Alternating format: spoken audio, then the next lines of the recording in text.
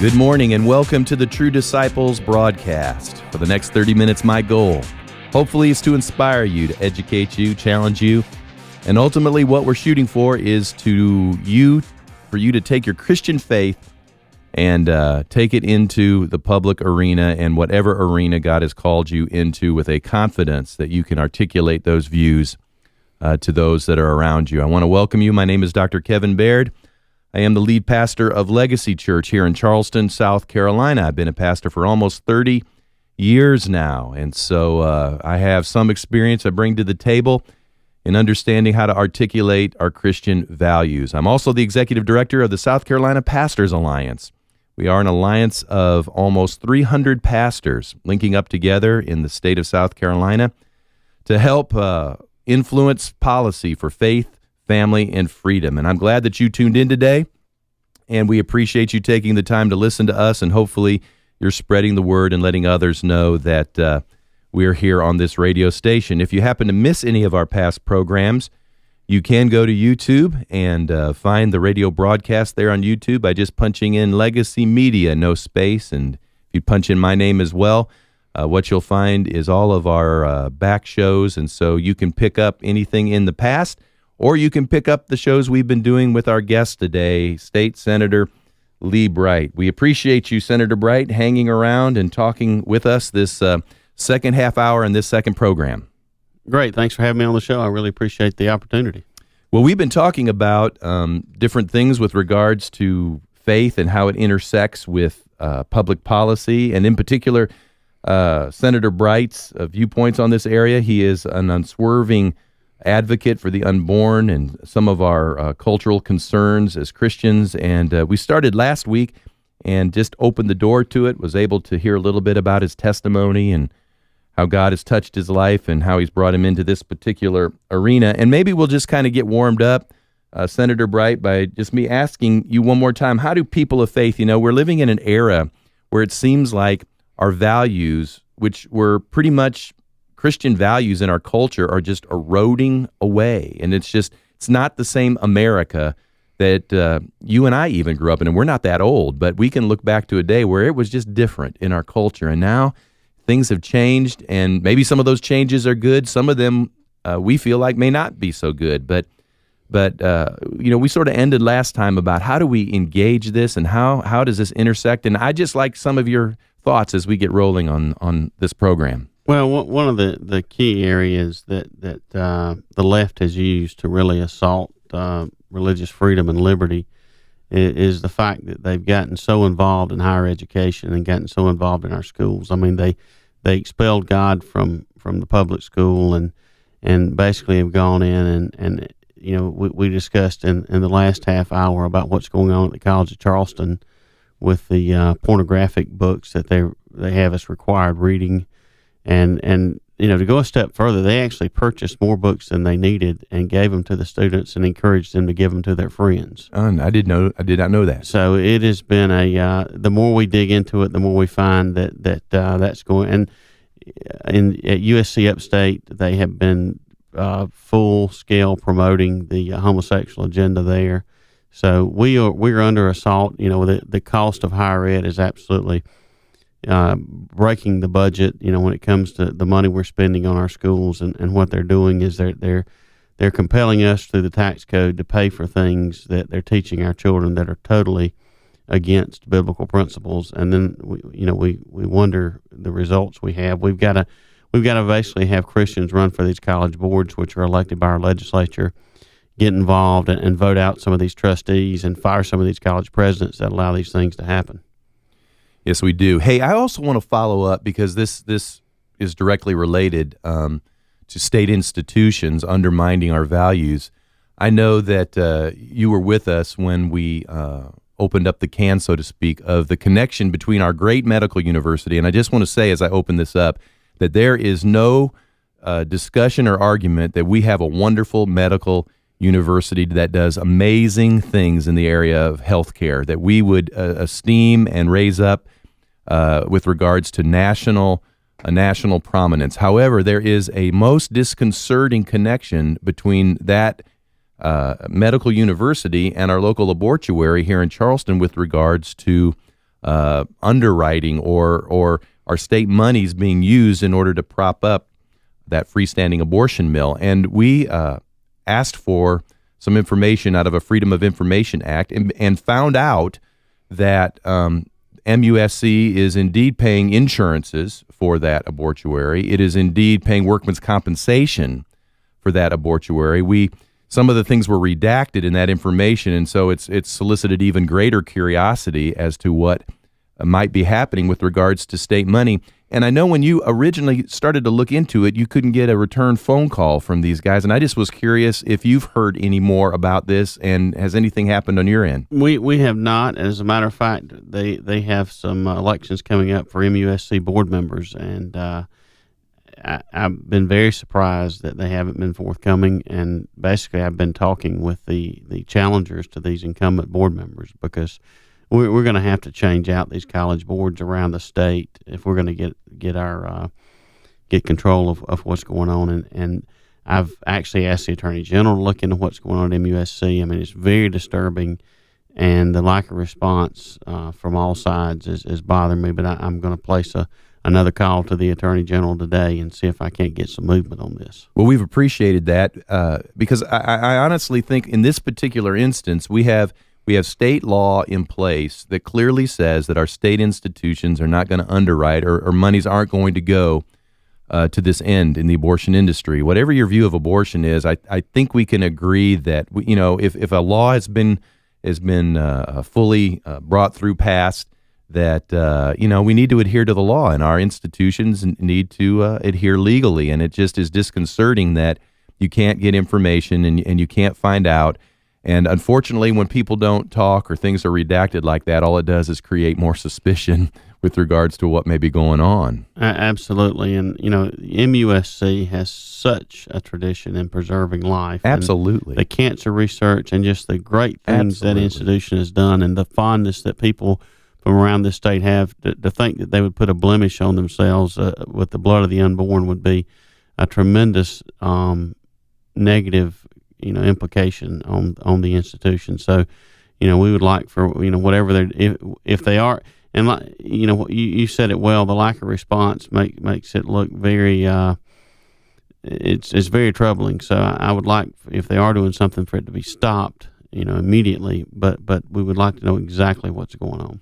And again, I just want to underscore, and I know you believe it as well, you just said it, that we just think just such an esteemed medical university, we would just expect better. I mean, I have people in my church with children whose children have been benefited and helped, and their lives have been saved by the technology and medical expertise that comes from that place. It just saddens us that this could be a dark closet in there, and it's just an opportunity, I think, for them to clear this up and to get back on that wonderful road that they've been on. But let's go to brighter things. Let's talk about your future a little bit. I'm excited about some things that are going on in your life. I know that you're running for a United States Senate seat, and I'm excited about that because of all the things you've done at the state level. But I'll just kind of leave you with an open-ended segue there, and tell us a little bit about this and why you feel like this is your next step and what's going on. Well, the U.S. Senate is it's just a much bigger platform to push for the issues that I believe in, and I look at what Ted Cruz is doing, and the Rand Pauls and Mike Lees that are trying to get back to our core foundations as a nation, and trying to basically what we've been talking about, all these issues have been impacted at the federal level. And one of the biggest jobs of a U.S. senator is advise a consent for these judges. And our current senior senator from South Carolina voted for two of the most liberal judges in the history of the bench for the Supreme Court. So it's very disconcerting that South Carolina, being the buckle of the Bible Belt, would allow a senator to serve that would vote in that manner. And some of us have great concerns in this area because we feel like our values need to be represented, aggressively represented, because it's of the same value as any other perspective on the table of public ideas. And we have had some concerns with our sitting senator right now that's not being taken seriously. Why might people of faith feel like it's time for a change? And what what do you bring to the table that you feel like may be a little bit different than our current representation now? Well, just yesterday there was an event where there was some words said that were caught by a hot mic by Senator Graham to former Senator and now Secretary of State Kerry, asking if there's anything he could do to help with the IMF funding, and basically, we've got a situation in Ukraine that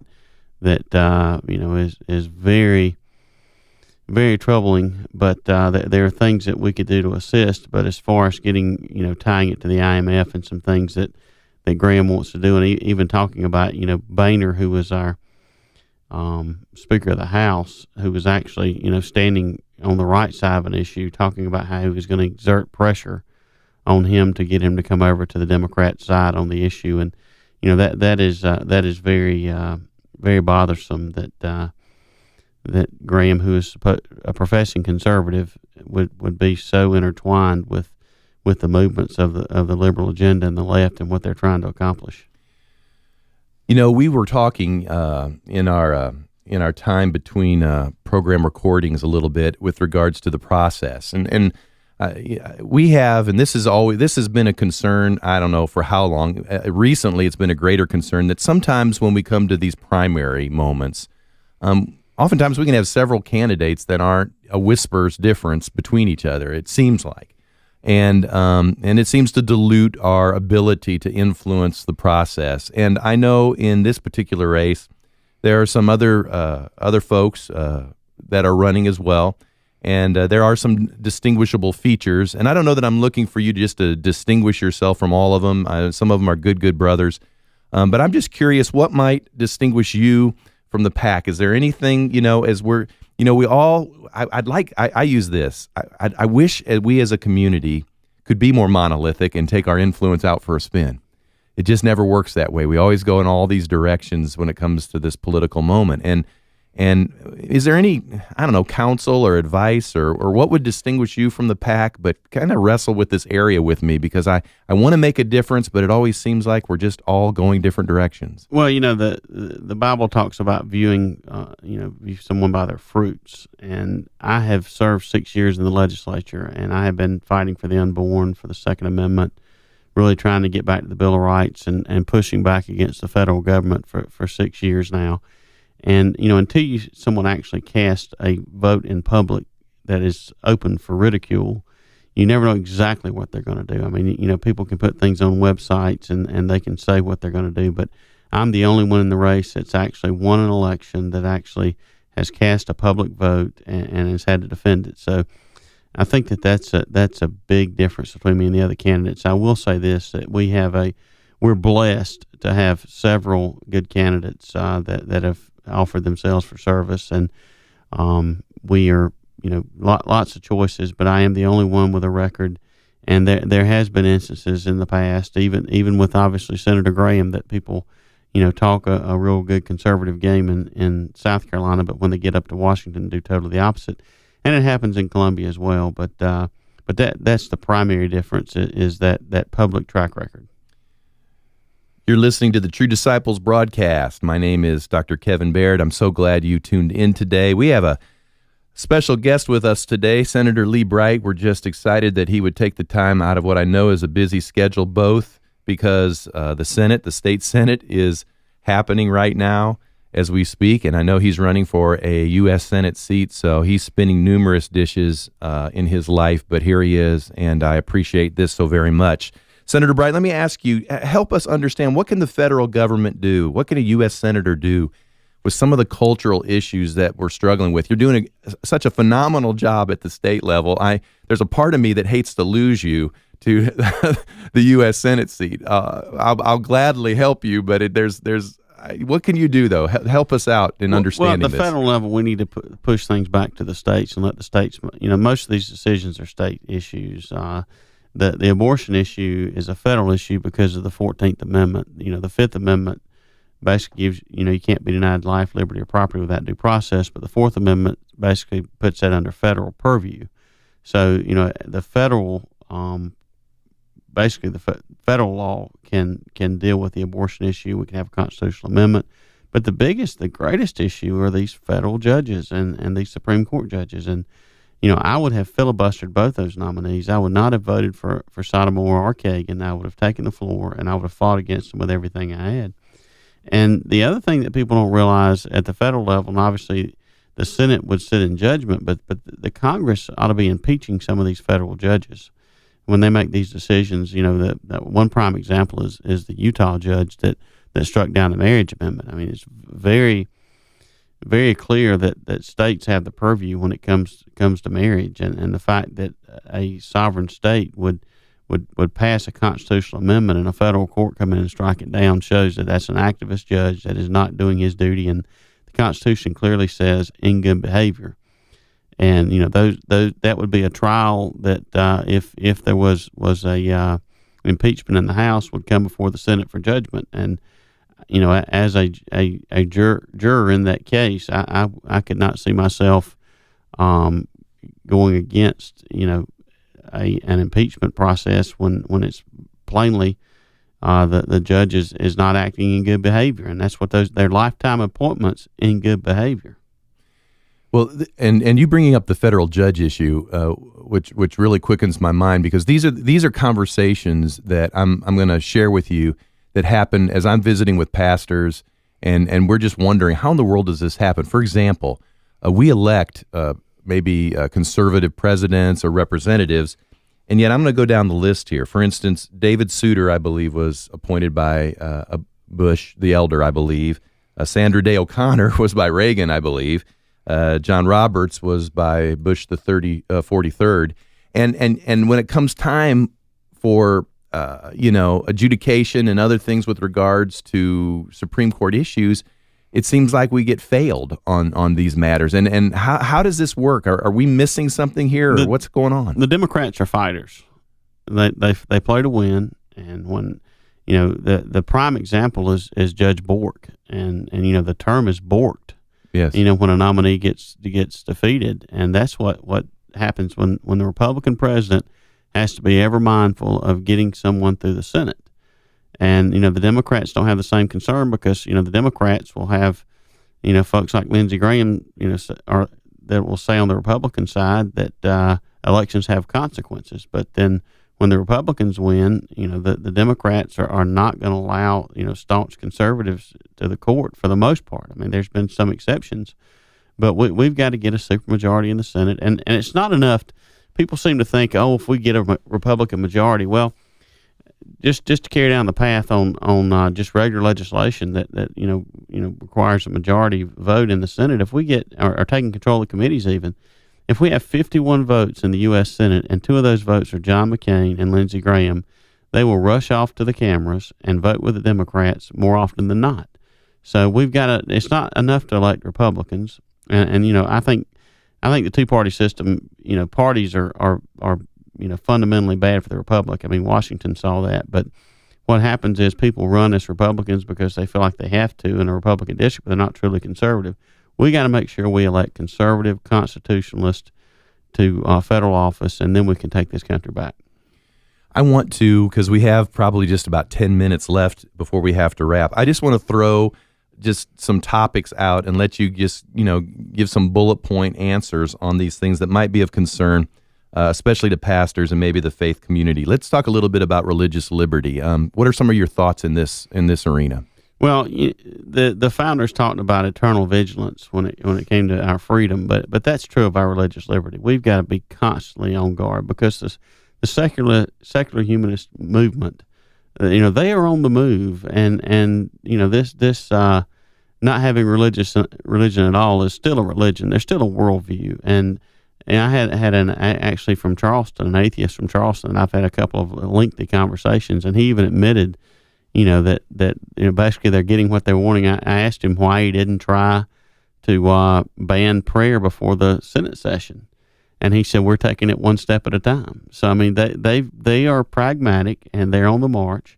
We've got to go the other direction, and one of the fundamental keys on a state level is we've got to get to school choice. If you had school choice, and parents were deciding where their children went to school, it would be a lot more difficult for the federal government to step in and decide what could and couldn't be taught. And that's where we've got to go, get to more freedom and more liberty really in our entire system.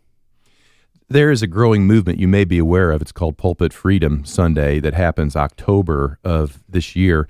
It's been happening for 5 years. It's been really momentum where now thousands of pastors are going to their pulpits and they're preaching and applying the Bible to not only candidate endorsements, but as well as public policy issues. And it has caused no small stir because we're challenging the Johnson Amendment that's been attached to the IRS code, which sort of gives the viewpoint that churches can't be involved in any of the political process. I was just curious as far as any thoughts on that. We would love to litigate that and to be called unconstitutional just to settle it. Well, my understanding is from Liberty University, one of their attorneys made the statement, and obviously I haven't been able to verify this, but he said there's never been a church to lose its tax-exempt status. Not that I'm aware of, yes. So, it sounds like it's just a paper tiger, and I think a challenge would be good on the issue, but fundamentally, if you really want to fix what's wrong with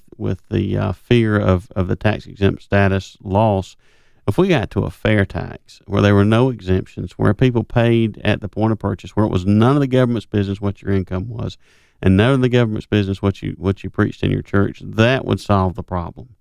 But it is I believe that our founders, were they able to get into a time capsule and come to 2014, they would call the government we're living under tyrannical. Yes, I believe so. And just as a side note that would be interesting to you, and you may not be aware of this, you may be, that I remembered 11 years ago when we formally got our 501c3 numbers for the church, the folder the IRS sent me of questions that had to be answered with regards to, they wanted the names of like my 10 top givers. They wanted, it was amazing. And I instantly recognized, even though I was really not very engaged at the time, I said, this is sheer intrusion. So I put not applicable on all of them when it started coming through that way. And they still gave me the number. Yeah. It's amazing.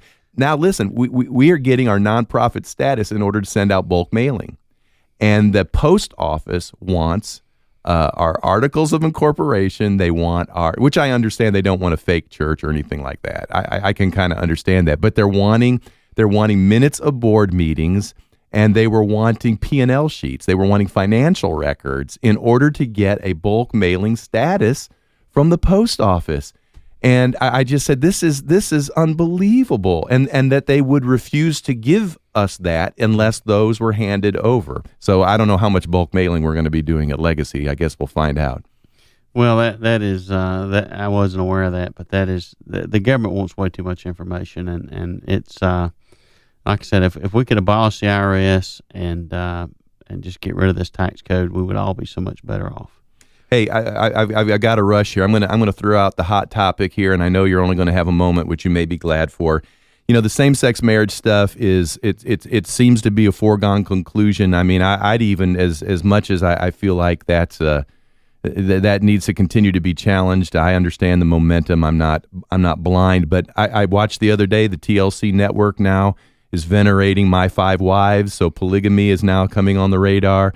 There's a report, a guy from Nevada is unbelievable, wanted to marry his dog. I mean, it's for me to even say it on a public media venue almost seems silly.